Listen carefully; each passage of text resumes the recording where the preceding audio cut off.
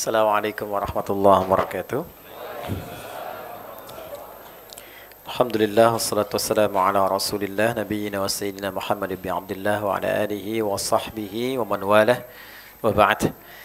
Teman-teman sekalian, keluargaku, yang pertama saya sampaikan permohonan maaf bahwa seyogyanya agenda yang dijadwalkan hari ini jam 10:30, 10.30.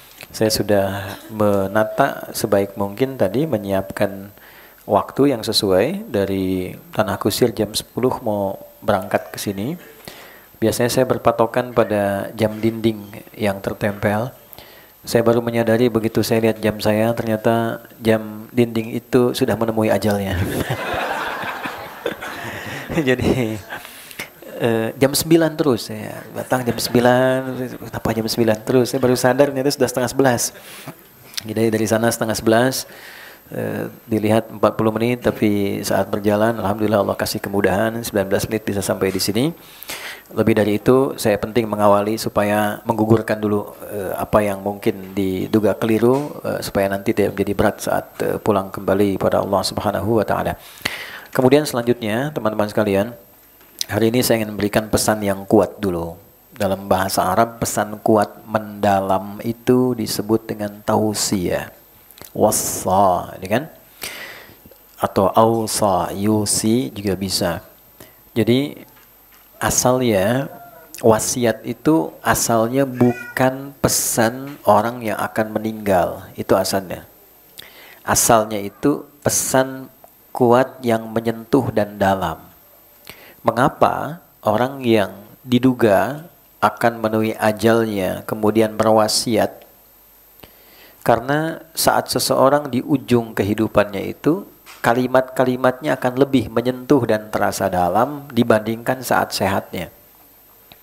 Beda, kita orang tua mau memberikan nasihat pada anak misalnya, atau suami pengen kasih pesan ke istri, atau sebaliknya.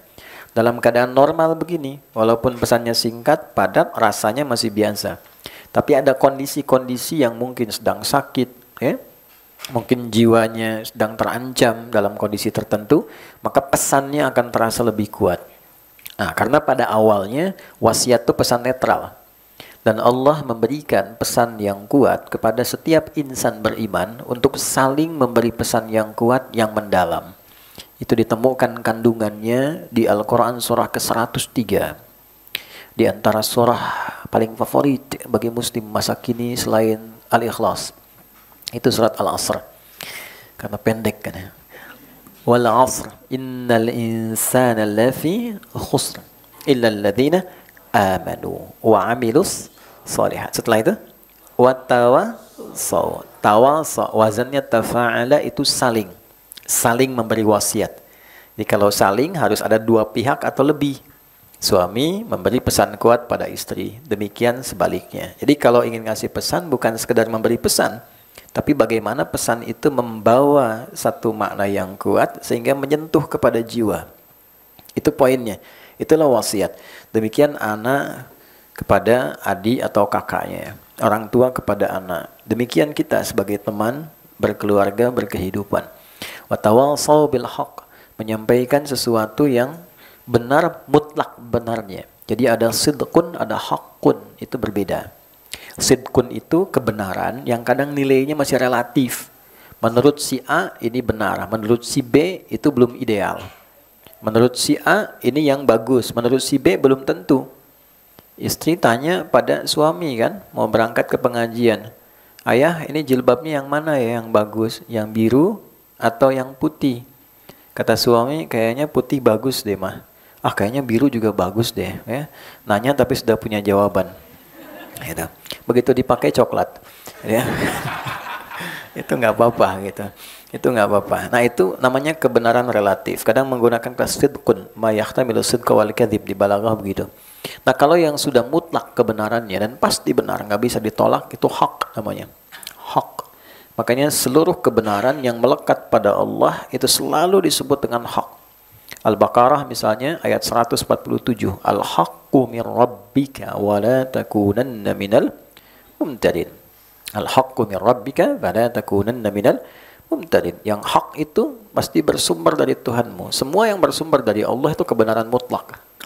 Ya. Jadi kalau kita ingin belajar sesuatu yang pasti benar, pasti membuat kita lebih benar dalam berkata, lebih benar dalam menatap, lebih benar dalam bekerja. Kalau ingin kerja yang benar, ya, kalau ingin berumah tangga yang benar, kalau ingin bicara yang benar, kalau ingin jadi suami yang benar, maka kembali pada tuntunan yang Allah berikan. Allah kasih petunjuk berkehidupan yang paling benar, yang nggak mungkin bengkok. Inna hadzal Qur'ana yahdi lillati hiya aqwam. Isi Quran ini pasti mengarahkan pada petunjuk yang terbenar. Alhamdulillahilladzi anzala ala abdihil kitaba wa lam yaj'al lahu iwaja. Kita bersyukur punya Nabi Muhammad yang menerangkan isi Al-Quran sebagai pedoman berkehidupan. Ingat, bukan bacaan biasa. Sebagai pedoman berkehidupan yang isinya mengantarkan kita menjadi pribadi yang benar. Itu poinnya. Nah, karena itu, saling mewasiatkan ketika disebut bil haq, artinya mengambil nilai-nilai yang ada di Quran terkait kebutuhan hidup kita. Jadi Quran itu logikanya sederhana. Ini sedang punya jalur hidup apa? Beraktivitas apa? Kalau belum ada kan memilih kan? Saya ingin bekerja di sini, saya ingin kuliah di sini, saya ingin belajar di sini, ya kan? Dengan suami istri menata ingin kegiatan begini, ada anak harapannya ingin begini, gitu kan? Nah, ketika itu sudah akan kita awali, gampangnya keluarkan petunjuk di Al-Quran terkait dengan pilihan hidup kita, dan pasti isi Quran itu akan menuntun kita mendapatkan yang paling benar dan terbaik dari pilihan aktivitas yang akan kita kerjakan. Itu poin dasarnya dulu. Nah, kalau ada masalah kehidupan tidak bisa dituntaskan, padahal tinjauan materi dunianya lebih dari cukup, statusnya sudah bagus, coba dicek, mungkin cara menjalani hidupnya yang kurang benar. Nah, saya melihat kekinian kita mengamati, dan tugas para kiai, ulama, minimal ustadz-ustadz kan mendampingi berbagai macam problem sosial kehidupan yang ada di masyarakat, sehingga bisa menampilkan panduan yang benar ini untuk dikembalikan lagi supaya jadi lebih baik. Nah, saya perhatikan ada persoalan yang saat ini nampaknya menjadi tren dalam kehidupan rumah tangga.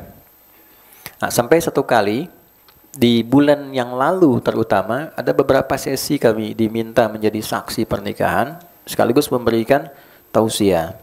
Saya tanya pada penghulu, berapa perbandingan jumlah antara yang menikah dengan yang berpisah? Teman-teman tahu angkanya? Dalam satu akad terjadi peristiwa pernikahan, di satu momen yang sama terjadi 50 perpisahan. 1:50. Jadi kalau ada satu orang menikah di hari A jam sekian, di saat yang sama itu ada 50 orang sedang berpisah. Atau minimal proses dalam perpisahan. Faktornya banyak. Nah, problem terbesarnya kelihatannya dalam perjalanan ini menjadi tren.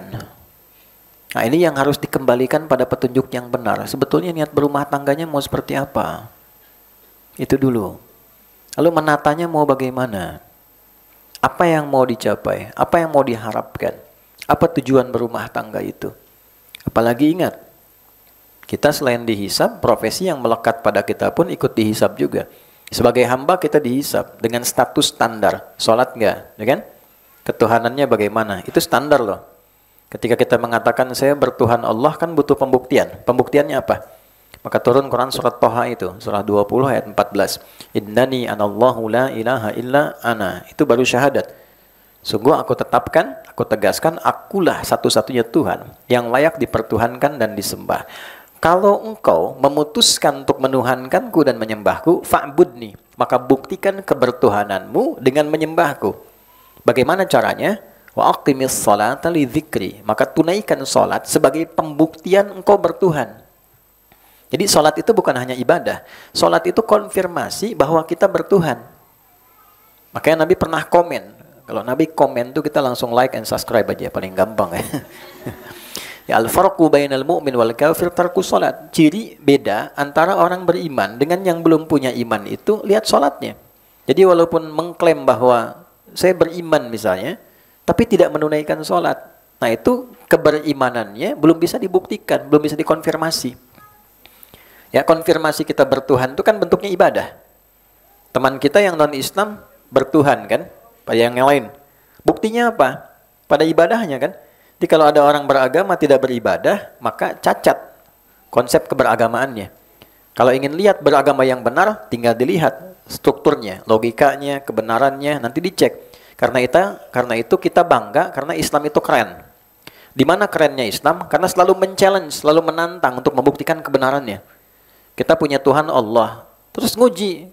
Kalau Anda nggak percaya Tuhan, uji aja dengan semua sifat ketuhanan ditemukan nggak pada Allah. Tuh. Semua diturunkan ayatnya. Kita punya kitab Al-Quran. Nantang juga. Kalau Anda ragu ini bukan firman Allah, silahkan cek, analisis. Sampai ditemukan. Ya, sampai punya bukti bahwa ini bukan firman Tuhan. Satu-satunya kitab di muka bumi yang men-challenge siapapun untuk membuktikan keautentisitasannya. Al-Quran.